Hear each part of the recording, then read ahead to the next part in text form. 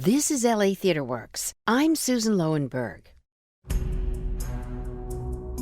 On October 20th, 1947, the House Un-American Activities Committee began its hearings into the alleged communist subversion of Hollywood, the inquisition that led to the blacklist.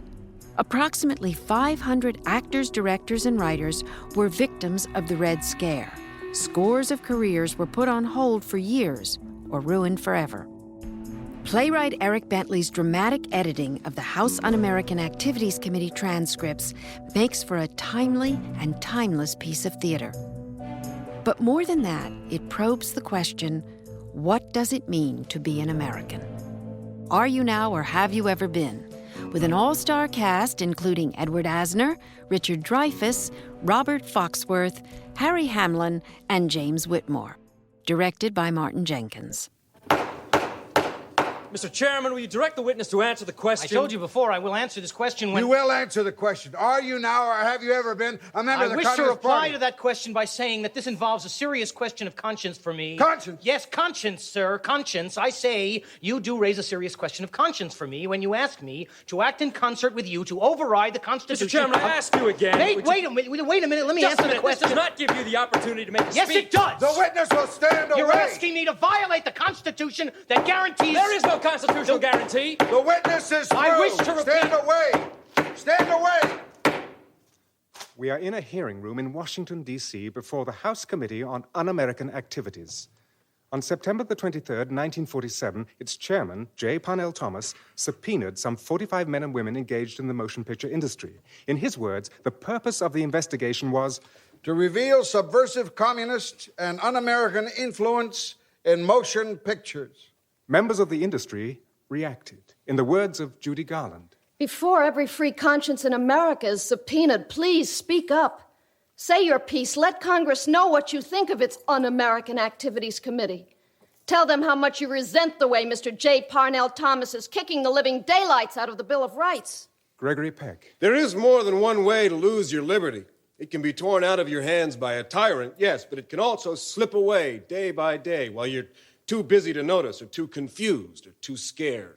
It is 4 decades now since the Hollywood purge turned friend against friend, broke families, created loss of income and lives, and threatened the very fabric of society. Committee membership varied a good deal in the course of all the years covered, but for the imagination, the image is of a single committee in session throughout, presided over by a single chairman, an investigator, and a committee member.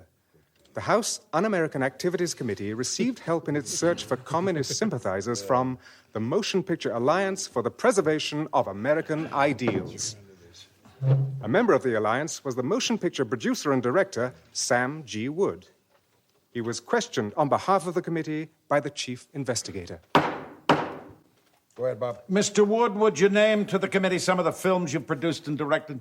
Goodbye, Mr. Chips, Kitty Foyle, For Whom the Bell Tolls. Would you name the individuals who are associated with you? Yes, Gary Cooper, Clark Gable, Robert Taylor, Ginger Rogers. Will you tell the committee why the alliance was founded? We felt that there was a definite effort by Communist Party members to take over the unions and guilds. Will you tell the committee of the efforts of the communists to infiltrate the Screen Directors Guild? Our most serious time was when George Stevens, who was president, went into the service, and the guild was turned over to John Cromwell. With the assistance of 3 or 4 others, Cromwell tried to steer us into the Red River. Will you name the others? Irving Pitchell, Frank Tuttle, Edward Dimitri. Mr. Wood, do the communists maintain schools or laboratories in Hollywood for the purpose of training actors or writers? Yeah, they have a laboratory theater there. What's the function of this? The youngsters go to these schools, they get parts, they study, and we see them in theaters.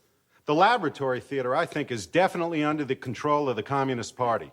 Any kid that goes in there with American ideals hasn't got a chance in the world. Then we have the Educational Center. Is that the People's Educational Center? Yeah. Eddie Dimitrick, I referred to him as the instructor there. Sam G. Wood was among a long line of friendly witnesses who included Jack L. Warner, Louis B. Mayer, Walt Disney, and Ronald Reagan. The second week of the hearings was marked by the appearance of unfriendly witnesses, 10 of whom were ultimately to go to jail for contempt of Congress. One of the Hollywood 10 was Edward Dimitrick, who had recently directed a film attacking anti-Semitism. Mr. Dimitri, when and where were you born? I was born on September 4th, 1908 in Grand Forks, British Columbia, Canada. And when and how did you become a citizen of the United States? I was nationalized in 1939 in Los Angeles. Mr. Dimitri, are you a member of the Screen Directors Guild? Mr. Chairman, I have a statement here that I would like to make. It is not at all pertinent to this inquiry, therefore, the chair rules it cannot be read. Mr. Chairman, I feel this statement is... The chair has ruled that the statement is not pertinent. The chief investigator will ask questions, and you will please answer them. All right. Mr. Dimitri, are you a member of the Screen Directors Guild? I feel these questions are designed... Just a minute. It is not up to you to feel what the design is. It is up to you to be responsive to the question. Look, there aren't many questions that can be answered yes or no. I am referring to this one question. Can you answer it, yes or no? I would like to answer the question. I would like to answer it in my own way. Go ahead. I think that this kind of questioning is designed to bring about a split in many of the guilds, among the members of the guilds, at a time when we have just succeeded in getting unity. Are you now, or have you ever been, a member of the Communist Party, Mr. Dimitri? Well, I feel there is a question of constitutional rights here. When did you first learn about the Constitution? I first learned about the Constitution in high school. Could we have the answer to the first question? I was please? asked when I first learned about the Constitution. I believe the first question, Mr. Dimitri, was, are you now, or have you ever been, a member of the Communist Party? I have been advised that there is a question of constitutional rights involved. The Constitution does not ask that such a question be answered in the way that you want it answered. I think that what organizations I belong to, what I think and what I say cannot be questioned by this committee. Mr. Chairman, it's apparent the witness is pursuing the same line as the other witnesses. The witness is excused. The First Amendment of the United States Constitution protects the freedom of speech, religion, and the press, as well as rights of assembly and petition. Another of the Hollywood Ten was the highly successful writer Ring Lardner, Jr. Lardner, as did the other unfriendly witnesses, faced the committee with the belief that the Bill of Rights would protect them. When and where were you born, Mr. Lardner? On August 19th, 1915 in Chicago, What's your Illinois. occupation? I'm a writer. How long you been a writer? 10 years. Mr. Chairman, I have a short statement I would like to make. After you testify, you may read your statement. Mr. Lardner, you a member of the Screenwriters Guild? Mr. Stripling, I want to be cooperative about this, but there are certain limits to my cooperation. I don't want to help you divide or smash this particular guild, or to infiltrate the motion picture business in any way for the purpose which seems to me to be to try to control that business, to control what the American people can see and hear in their motion picture theaters. Now, Mr. Lardner, don't do like the others. If I were you, or you will never read your statement. I would suggest Mr. Chairman, you be responsive to the question. I am. The question is, are you a member of the Screenwriters Guild? Well, I am going to answer the questions, but I don't think you qualified in any way your statement that I would be able to read this statement. Then I will qualify it now. If you refuse to answer the questions, then you will not read your statement. Well, I know that that is an indirect way of saying you don't want me to read my statement. Then you know right now you're not going to answer the question. Is that correct? No, I am going to answer the question. All right, then answer the question. All right, sir. Now I have to consider why the question is asked. We will determine why the question was asked. We want to know whether you are a member of the Screenwriters Guild. Well, that's a very simple question. You can answer that yes or no. You don't have to go into a long harangue or speech. Well, I'm not very good at haranguing, and I won't try it. But it seems to me that if you can make me answer this question, tomorrow you could ask somebody whether he believed in spiritualism. Oh, no. There's no chance of our asking anyone whether they believe in spiritualism, and you know it. That is just plain silly. You might even ask Now, you haven't learned your lines very well. Mr. Chairman, I want to know whether you can answer the question yes or no. If you did, for instance, ask somebody about that, you might Well, ask him whether never mind what we might ask him. We are asking you now. Are you a member of the Screenwriters Guild? That is exactly You're an American? But Americans should not be afraid to answer that. Yes, but I am also concerned as an American with the question of whether this committee has the right to ask. Well, we have the right to ask. And until you prove that we haven't, then you have to answer the question. Mr. Chairman. You are a witness, aren't you? Mr. Chairman. Aren't you a witness here? Yes, I am. All right, then. A U.S. congressional committee is asking you, are you a member of the Screenwriters Guild? Now answer yes or no. Well, I am saying that in order to answer that... all right, put the next question to him. Go to the $64 question. Mr. Lardner, are you now, or have you ever been, a member of the Communist Party? Well, I would like to answer that question, too. Mr. Lardner, the charge has been made before this committee that the Screenwriters Guild, which, according to the record, you are a member of, whether you admit it or not, has a number of individuals in it who are members of the Communist Party. Now, this committee is seeking to determine the extent of communist infiltration in the Screenwriters Guild and in other guilds within the motion picture industry. Yes. And certainly the question of whether or not you're a member of the Communist Party is very pertinent. Now, are you, or have you ever been, a member of the Communist Party? It seems to me that you are trying to discredit the Screenwriters Guild through me, the motion picture industry through the Screenwriters Guild, and our whole practice of freedom of expression. If you and others are members of the Communist Party, sir, you are the ones who are discrediting the Screenwriters Guild. I am trying to answer the question by stating first what I feel about the purpose of the question. You won't say anything first. You are refusing to answer this question. I am saying that my understanding is, as an American resident... Never mind your understanding. There is a question. Are you now, or have you ever been, a member of the Communist Party? I could answer exactly the way you want, Mr. Chairman, but I think that is... No. It is not a question of our wanting you to answer that. Any real American would be proud to answer. Are you, or have you ever been, a member of the Communist Party? Any real American. It depends on the circumstances. I could answer it, but if I did, I would hate myself in the morning. Leave the witness chair. Yes, it was a question that... Leave the witness chair. Because it was a question that... Leave the witness chair. I think I am leaving by force, Mr. Chairman. Dmitri and Lardner and their 8 colleagues went to jail. On November the 24th, 1947, Helen Gehagen, whose husband was Melvin Douglas, asked on the floor of the House what films actually did contain red propaganda. The next speaker was John Rankin of Mississippi. Here is petition condemning the House Un-American Activities Committee. Now, I'm going to read some of the names on that petition.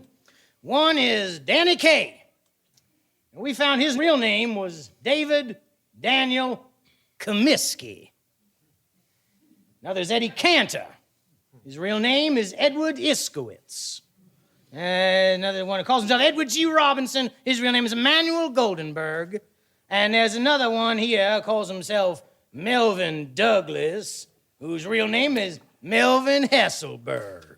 The next speaker was Richard Milhouse Nixon. 10 witnesses refused to answer pertinent questions. These questions have to be answered. Our national security demands that we protect our free American institutions from being infiltrated and dominated by those who serve the communist cause. In 1950, Nixon said, Helen Gehagen Douglas is pink right down to her underwear. Following the invasion of South Korea in June 1950, anti-communism swept through the United States. McCarthyism was born during this period and did not die for over 10 years. The House Un-American Activities Committee reconvened in March 1951, determined to clear the Reds from the cinema industry.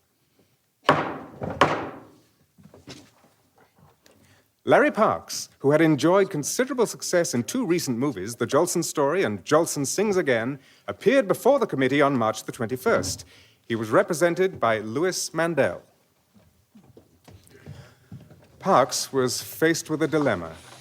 If he took the Fifth Amendment, which broadly states, when a witness, in his own opinion, considers that any answer to a question might incriminate him, he cannot be compelled to be a witness against himself, he knew his career could be ended. He would be blacklisted. If he informed against his friends and associates, it would be personally repugnant and was no guarantee of further offers of work. Mr. Parks, there has been testimony regarding a number of organizations in Hollywood, such as the Actors Laboratory Theater. Have you been connected with any of those? I have. Will you state their names? Well, I'm familiar with the Actors Laboratory.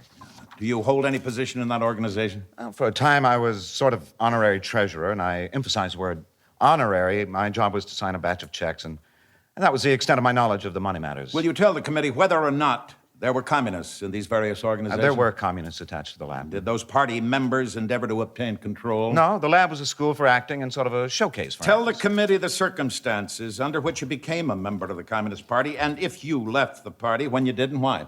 I was a member in 41. Being a member of the party fulfilled certain needs of a young man who was liberal in thought, idealistic, who was for the underprivileged. I felt it fulfilled those needs. Being a communist in 51 in this situation is a different kettle of fish. A great power is trying to overtake the world. You didn't realize that the purpose of the Communist Party was to take over other segments of the world in 41. and do realize that in 1951? This is in no way an apology for anything I've done, because I feel I've done nothing wrong, ever. In 41, the purpose is fulfilled. At least I thought they would fulfill a certain idealism, a certain feeling of being for the underdog, which I still am today at this very minute. This didn't work out. I attended very few meetings and petered out the same way I drifted in 44, 45. Your communist registration card for 1944 bore the number 46954. And for 1945, the number 47344. Does that refresh your recollection? No, sir, it doesn't, because I never had a party card. Now, do I infer that by 46, you had broken with the party? Correct. Will you state where you first became a member of the party? Hollywood, California. Who recruited you? A man by the name of Davidson. What were the circumstances under which you met? I really don't remember. Did you seek this individual out, or did he seek you out? Well, I certainly didn't seek him out. It's hard for me to say whether he sought me out. Tell us, would you, about the organization of the Communist Party during that time? Well, I was a pretty bad member by their lights. I didn't attend too many meetings, maybe 10, 12, 15. Are you acquainted with Lionel Stander? I've met him. Ever attend a meeting with him? I don't recall ever attending a meeting with Lionel Stander. Do you know whether he's a party member? No. Are you acquainted with the actress Karen Morley? I am. Is she a member of the Communist Party? Well, counsel, I would prefer not to mention names. I don't think it's fair to people. I've come at your request. I'll tell you everything I know about myself because I feel I've done nothing wrong, and I'll answer any questions you'd like about myself. I would prefer not to mention names. Mr. Parks, do you take the same position with respect to the leaders of the communist movement? I don't know the leaders. Who directed the meetings you attended?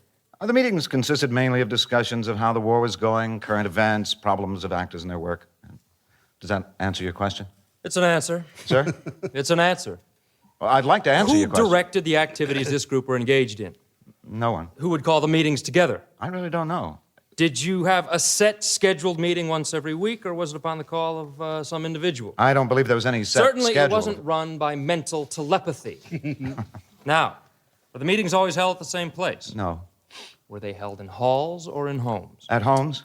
Can you name some? I'd prefer not to mention names. These were people like myself who've done nothing wrong, ever. And, Just a moment. Do you entertain the feeling that these parties you were associated with are guiltless of any wrong? This is my opinion. In what way, then, Mr. Parks, would it be injurious to them to divulge their identities when at no time they did no wrong? If you think it's easy... I've worked hard in my profession, climbed up the ladder a bit. If you think it's easy for me to appear before this committee, you're mistaken. One of the reasons is that as an actor, my activity depends on the public. To be called before this committee has a certain innuendo that you're not loyal to this country. This is not true. I'm speaking for myself, but the inference is there as far as the public is concerned. This is a great industry. At this time, it's being investigated for communist influence, and don't you feel the public's certainly... entitled to know about it?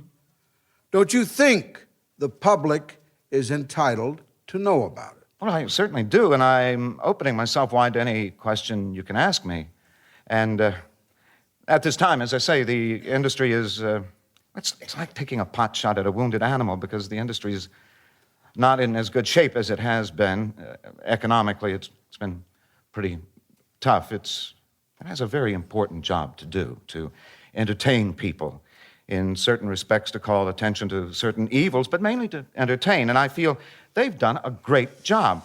When our country has needed help, the industry has been in the forefront of that help. Mr. Parks, you're basing your reluctance to testify on the great job that the motion picture industry is doing. No, sir, no.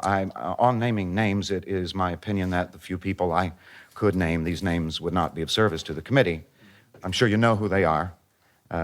These people are like myself, and I've done nothing wrong. I also feel that to be asked to name names like this is not American justice. We as Americans have all been brought up to believe it's a bad thing to force a man to do this. I'm curious to understand what your reasons are for declining to answer the question. Well, I'm not declining. I'm asking you if you would not press me on this. Are any of the members of your cell still active in the Communist Party? I can't say. I divorced myself completely. I know what I think, that 99% of them are not. I assume that you share our belief that a member of the Communist Party believes in overthrowing our government by force and violence. That is correct. Now, if you would give information concerning a man you know has committed murder, wouldn't you give information of a man you knew to be working to overthrow our government by force and violence? If I knew a man who committed murder, which is against the law of our land, I would name him immediately. The other thing, well, even now it's not against the law of the land. You understand the difference. So when we are drafting men to fight communist aggression in Korea, you feel it is not your duty to give the committee the benefit of what knowledge you might have. But I don't know anyone today who is an active member of the party. If you did know, you would tell. Yes, I think I would. Mr. Parks? Sir? Your argument is that this committee should investigate communism, but should not find out who is a communist. No, this is not my argument. But isn't that the result of your argument? No, counsel, what I say is that the few people I knew are as loyal to this country as you are. Yeah, but if every witness were permitted to take that position, the extent of the investigation would be limited, wouldn't it? These are people like me, and the most you can accuse them of is a lack of judgment. If you make a mistaken judgment like this, I don't believe it's serious. Yes, but if every witness would be the final judge of when a thing is serious, when it was not, how could the committee carry out its statutory duty? You must realize this is very distasteful to me to be forced into this position. It is very distasteful, Mr. Parks. Yes, sir. You understand the purpose of this organization, and if you would be frank with regard to other people who are connected with this organization, the committee would be permitted to function, and therefore, I'm going to ask you, who acted as secretary of this group? And I can honestly say I do not know. Do you know Elizabeth Leach? I don't recall. Do you know Elizabeth Glenn? To the best of my knowledge, I do not. Do you know Marjorie Potts? I do not. Do you know Karen Morley?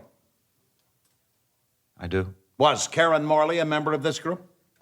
And I ask you again, counsel, to reconsider forcing me to name names. I don't think this is American justice to force me to do this when I've come 3,000 miles Mr. Chairman, to testify before... May I ask counsel the question? Yes.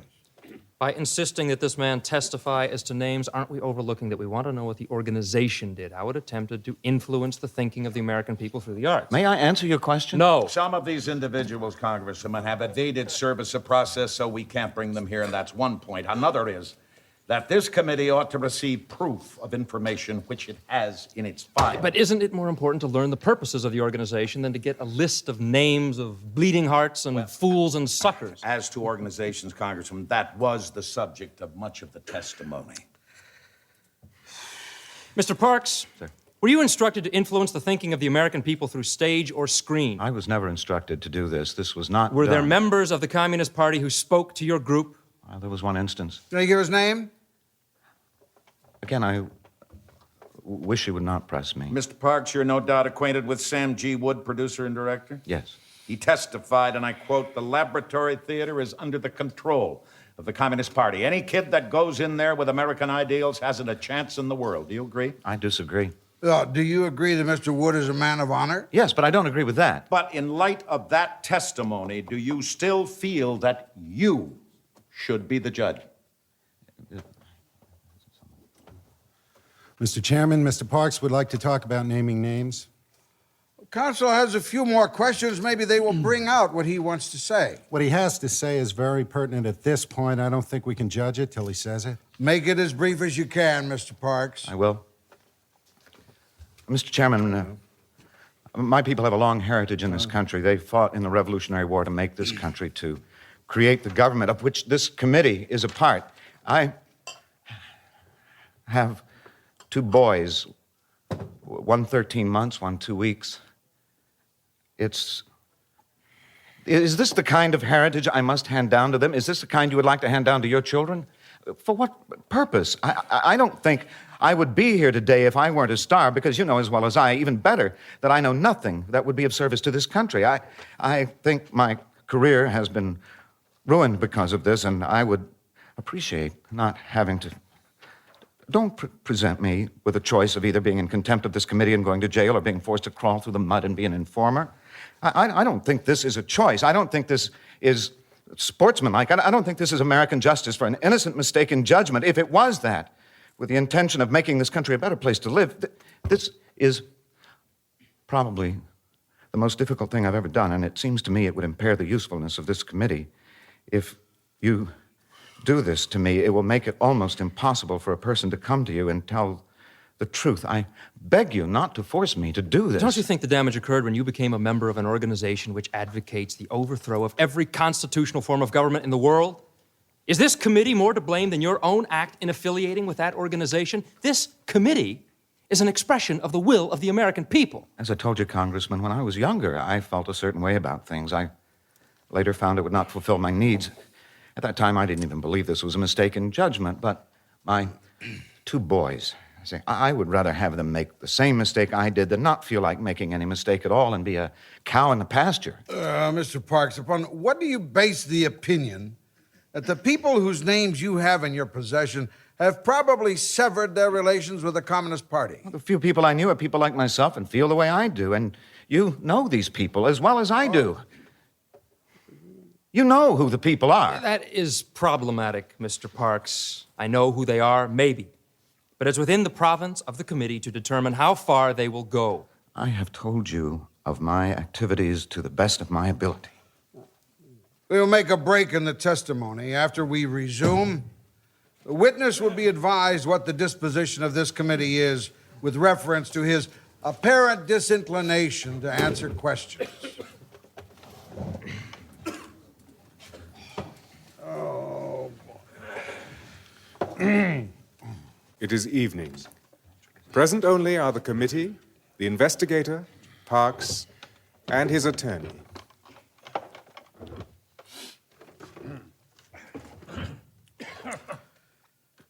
Mr. Parks, we are going to seek your cooperation in a closed session for testimony that will not be publicized until such time, if at all, as the committee itself may deem expedient.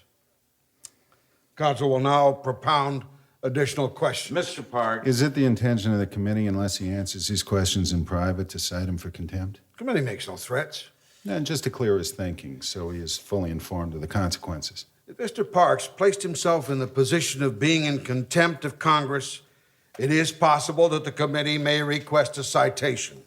On the other hand, it may not. Mr. Parks. Now, I would like to spend another minute on it. In view of Mr. Parks' cooperative attitude, and everyone here understands what is motivating him, he feels so bad about what he has to do, and if he thought there were any chance you would elicit information that was important, he would give it to you. It is only saving that little bit of something that you live with. You have to see and walk in Hollywood with that. You have to meet your children and your wife with it, your friends. It is that little bit that you want to save. Mr. Parks, who were the members of the cell of the Communist Party to which you were assigned? This is what I've been talking about. This is the thing. I'm no longer fighting for myself. I tell you frankly, I'm probably the most completely ruined man you've ever seen. I'm fighting for a principle. I feel that this committee is doing a really dreadful thing. I don't believe the American people will look kindly on it. Mr. Parks, we are each one of us responsible to the American people. I, for one, resent having my duties pointed out to me. May I have a minute to talk to Mr. Parks? Yes. I have this request of the committee. I want no promise from you, just a sportsmanlike attitude.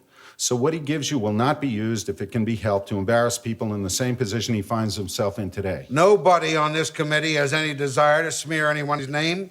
Yeah, and the internal struggle that Mr. Parks is going through, I think it would go a little lighter having a statement from you. Mr. Parks. Mr. Parks. Mr. Parks.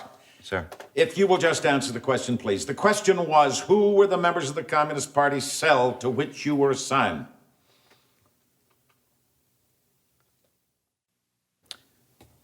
Morris Karnowski. Morris Karnowski? Will you spell that name, please?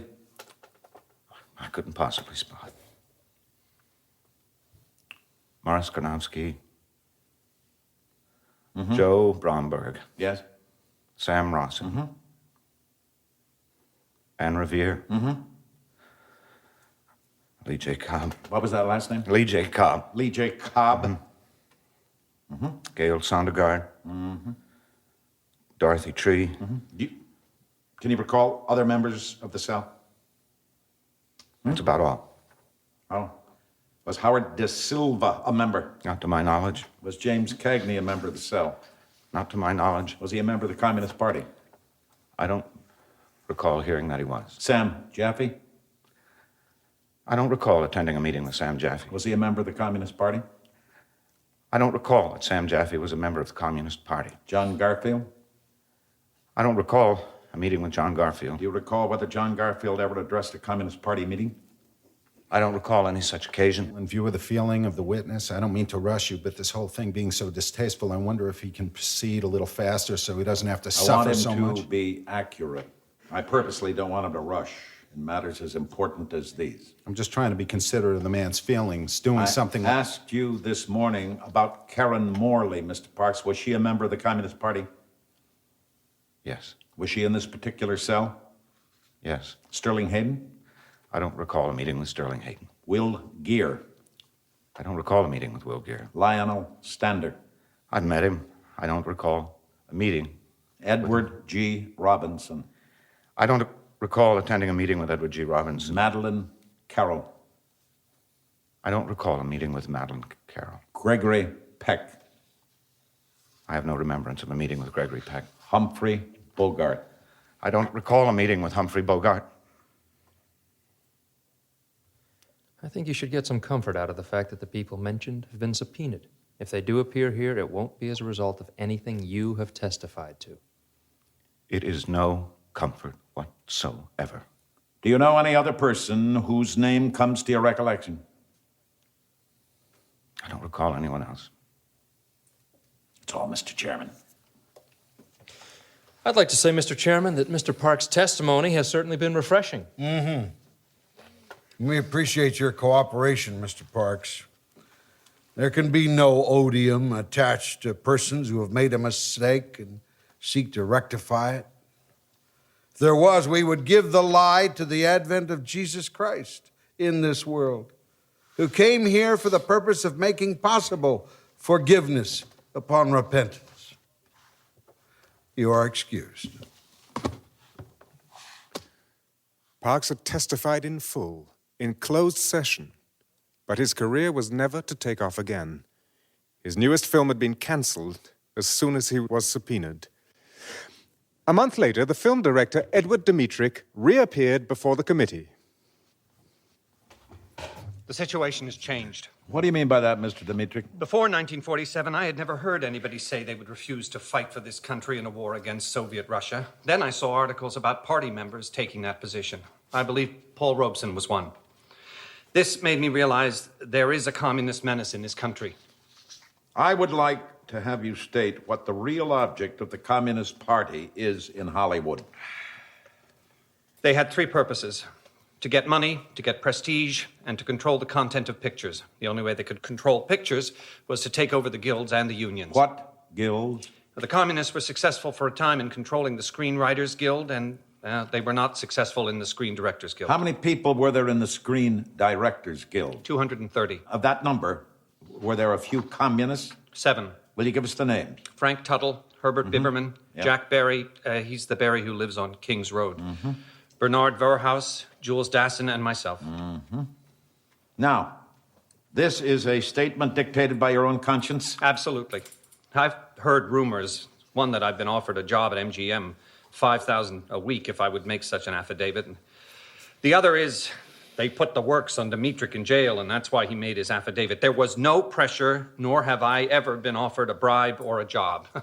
Wish I had. What would you call the final test of credibility of a witness purporting to be a former communist? Primarily the willingness to name names? Yeah, I believe so. That is why I am doing it. Now, I know there have been comments that people who talk are informers. So I went to the dictionary, I looked up the word. An informer is a man who informs against colleagues who are engaged in criminal activity. And by using this word, the communists are admitting they are engaged in criminal activity. I never heard of anybody informing on the Boy Scouts. Permit me, Mr. Dmytryk, to add my feeble expression of appreciation for the information you have given the American people, millions of whom haven't the vaguest conception what the communist movement stands for. Thank you, sir. You're excused.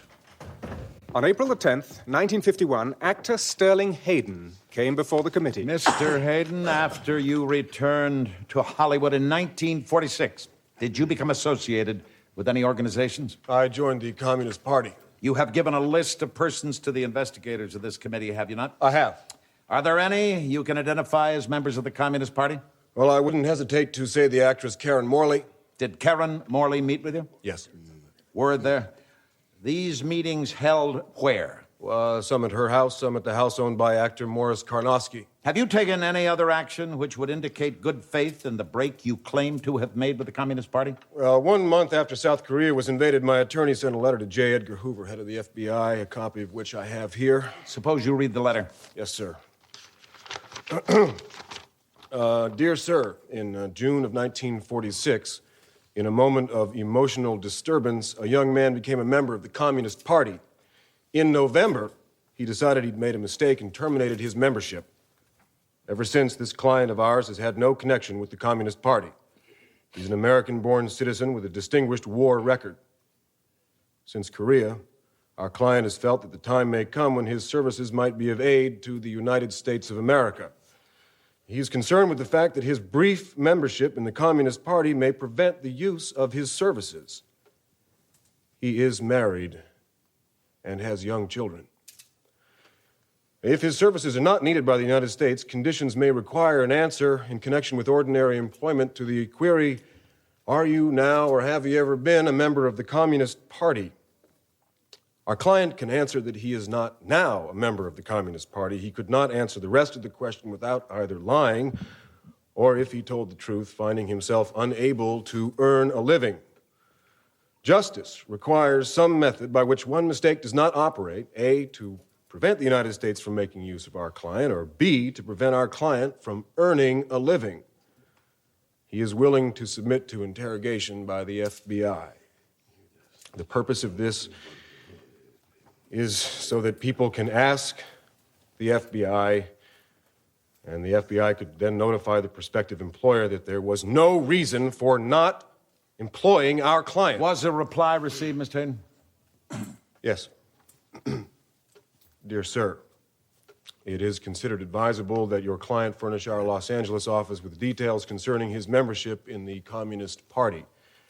I suggest you contact Mr. R.B. Hood, special agent in charge of our Los Angeles office.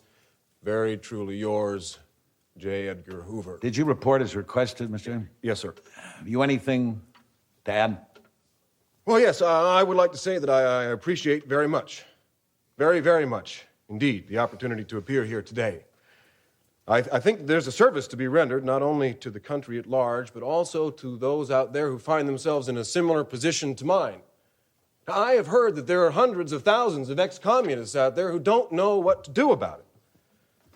And the suggestion made by the chairman of this committee that people come forward and speak is extremely fine, very constructive. And my appearance here before the committee could serve a very useful purpose. Thank you, Mr. Hayden. 12 years afterward, Sterling Hayden changed his story. I was a rat, a stoolie. The names that I listed, some of them close friends, were blacklisted, and they were deprived of their livelihood. He had been talked into naming names by a psychiatrist, of whom Hayden later said, You know, if it hadn't been for you, I never would have turned into a stoolie for J. Edgar Hoover. I don't think that you have the foggiest notion of the contempt that I have had for myself ever since the day I did that thing. In 1952, Guys and Dolls, already a Broadway hit, had been optioned for the movies by Paramount. They had paid $75,000 for their option.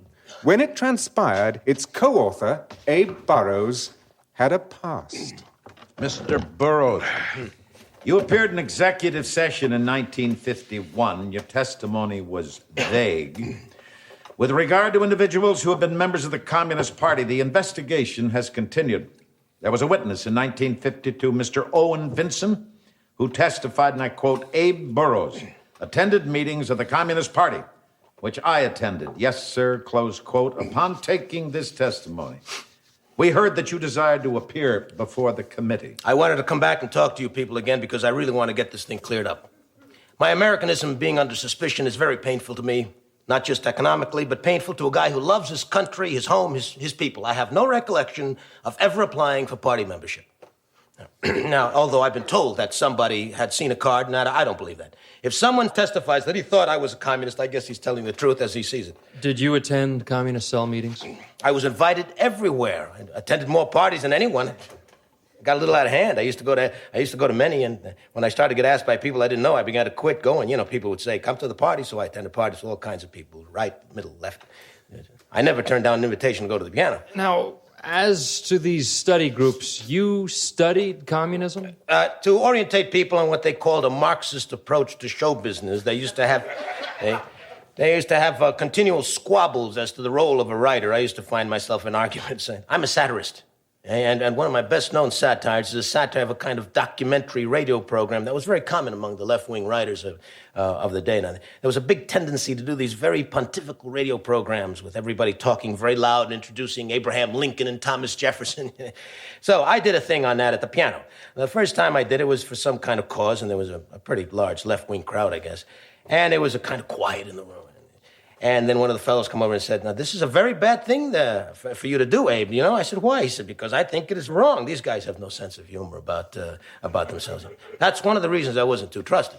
Mr. Burroughs, you're a fairly intelligent man. Couldn't you tell from the way their party line shifted that you were studying Marxist communism? Oh, yes, I knew that. And if you were interested in Marxist communism, don't you think it's reasonable to assume that you were a member of the Communist Party? The study groups I mentioned were in 1945 when there was no word of Marxist communism as we know it.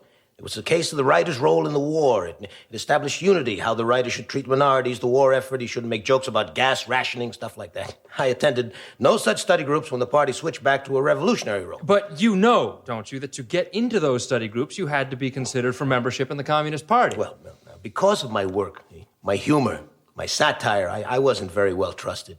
I was called Shishi because I did satires on folk songs in the period when the Communist Party had taken the folk song very dearly to its bosom. Were you ever requested to pay dues to the Communist Party? Not to my knowledge, sir, no.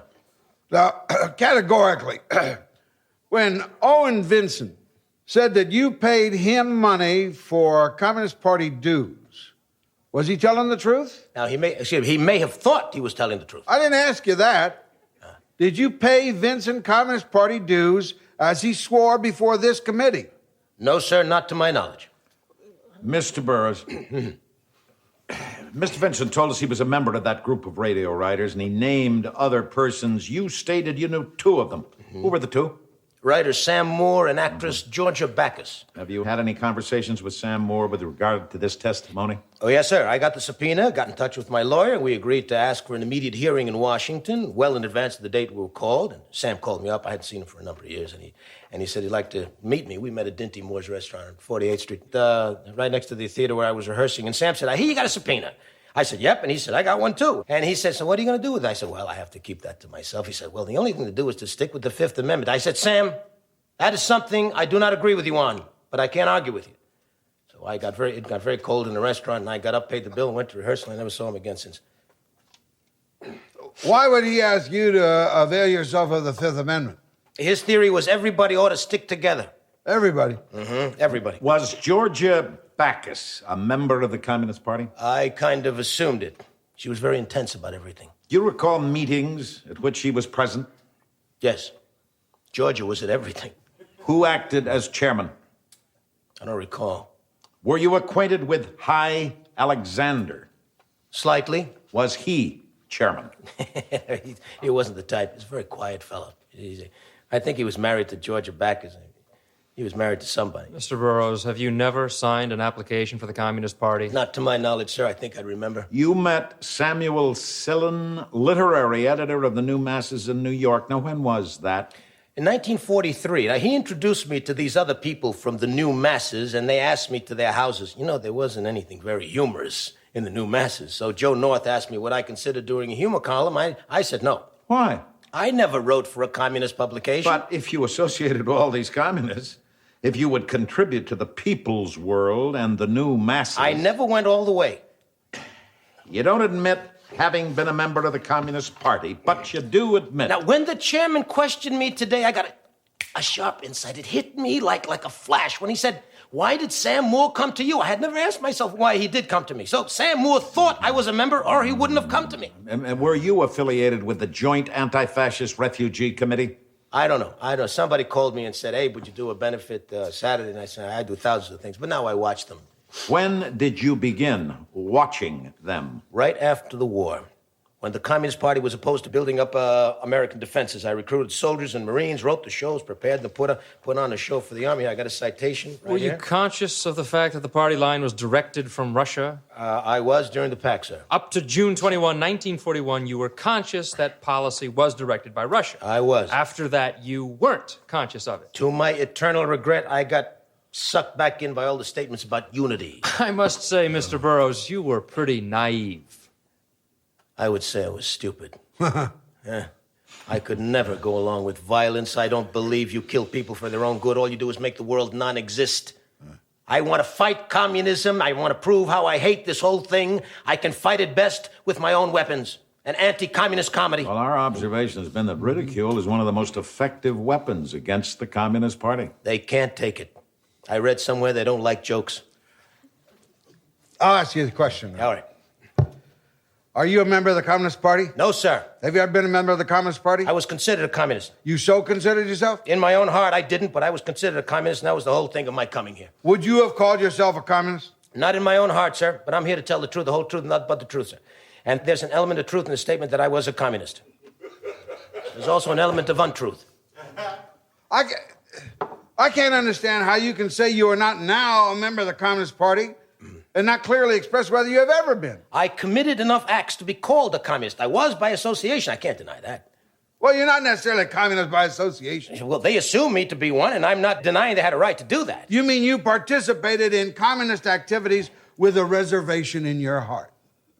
Yes, sir, that's very well put. You did attend Communist Party meetings? Yes, well, meetings at which communists were present. They were bad years for me.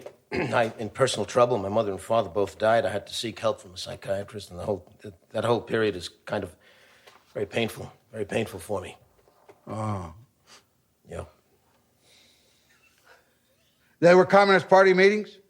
I imagine they could be called Communist Party meetings. I really am over-vague. I'm sorry if I sound over-vague. Abe Burrows did sound over-vague to Paramount. They dropped that option on Guys and Dolls at once. The film was finally made by another company. Burroughs' career flourished. On April the 11th, 1952, the following prepaid ad appeared in the New York Times. 17 and a half years ago, I was a 24-year-old stage manager and bit actor making $40 a week when I worked. At that time, nearly all of us felt menaced by the Depression and by Hitler. The streets were full of unemployed and shaken men. I joined the Communist Party in the summer of '34. It was signed by Elia Kazan. Mr. Kazan, you testified in closed session on January 14th, did you not? Correct. You declined at that time to identify others. Most of the others. Now you have requested the committee to give you an opportunity to explain the participation of others. I want to tell you everything. May I please read from this paper? I was a member of the Communist Party from '34 until '36. For the 19 months of my membership, I was assigned to a unit composed of members of the group theater. These were Louis Leverett, J. Edward Bromberg, Phoebe Brand, later Mrs. Morris Karnofsky. I was instrumental in bringing her into the party. Morris Karnofsky, Paula Miller, later Mrs. Lee Strasberg, Clifford Odets, Art Smith, Tony Craver. He recruited me into the party. The last straw came when I was invited to go through a typical scene of crawling and apologizing and admitting the error of my ways. This invitation came from a functionary from Detroit. I regret I cannot remember his name. He made a vituperative analysis of my conduct in refusing to fall in with the party plan for the group theater and invited my repentance. I'd had enough. I'd had a taste of police state living, and I didn't like it. That night, I quit. There follows a list of the plays I have done and the films I have made. Sing Out, Sweet Land by Gene and Walter Kerr, full of American tradition and spirit. The Strings, My Lord, Are False by Paul Vincent Carroll, which shows courage in many kinds of people, including prominently a priest. Viva Zapata is an anti-communist picture. Please see my article on this picture in the Saturday Review, which I have forwarded to your investigator. I have placed a copy of this affidavit with Spiros P. Skouras, president of 20th Century Fox. Mr. Kazan, the committee may desire to recall you for further explanations. I'll be glad to do anything you consider necessary. Mr. Kazan, it is only through people such as you that we have been able to bring the attention of the American people to the communist conspiracy for world domination. Thank you, sir. We are very grateful. Kazan pursued his film and theater career. His 1954 film, On the Waterfront, was to deal with the theme of informing. There was a comic period in the mid-50s when it was thought that if people went down to Washington and said they couldn't name names, but they stated they believed in the committee or some such nonsense, then the committee would clear them. The offer was made to me, and I refused. I got a lot of calls from people begging me to do it. I wondered why, and then I realized if I did it, the others could do it without much shame. Judas Goat me. Lillian Hellman, America's foremost woman playwright, sought full legal advice. Many other unfriendly witnesses had been woefully advised by counsel. Before her appearance, she wrote the following letter to the committee chairman. I have been advised by counsel that I have a constitutional privilege to decline to answer any questions about my political opinions, activities, and associations on the grounds of self-incrimination. I do not wish to claim this privilege. I have nothing to hide from your committee, and there is nothing in my life of which I am ashamed. I am willing to testify before the representatives of our government as to my own opinions and actions, regardless of any risks to myself. But I am advised by counsel that if I answer questions about myself, I will have waived my rights under the Fifth Amendment and could be forced legally to answer questions about others. If I refuse to do so, I can be cited for contempt. This is very difficult for a layman to understand. But there is one principle that I do understand. I am not willing now or in the future to bring bad trouble to people who, in my past association with them, were completely innocent of any talk or any action that was disloyal or subversive.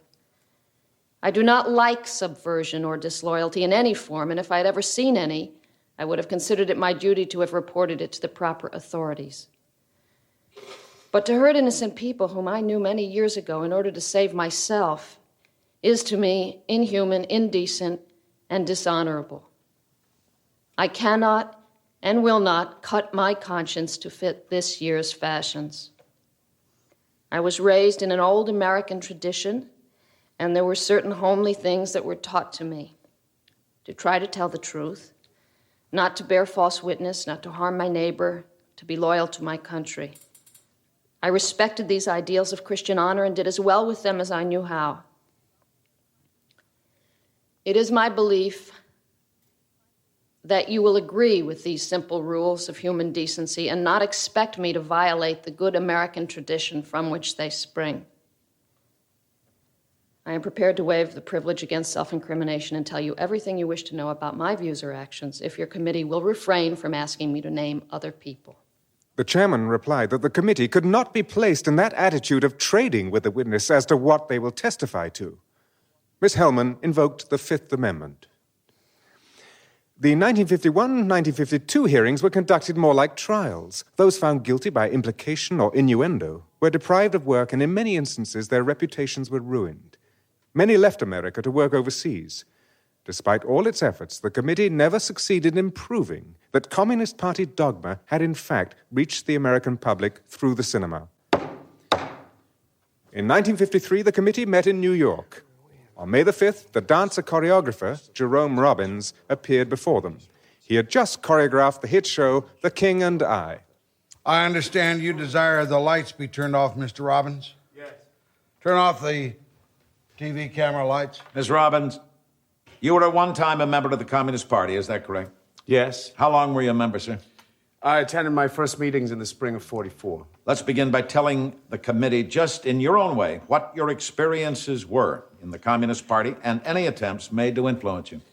I belonged to a group known as the Theatrical Transient Group. Theatrical Transient Group? Yes, well named because they shifted from place to place, divided and subdivided. And I recall at one of my earliest meetings, I was asked in what way did dialectical materialism help me do my ballet Fancy Free. Will you tell the committee what brought about the termination of your relationship with the Communist Party?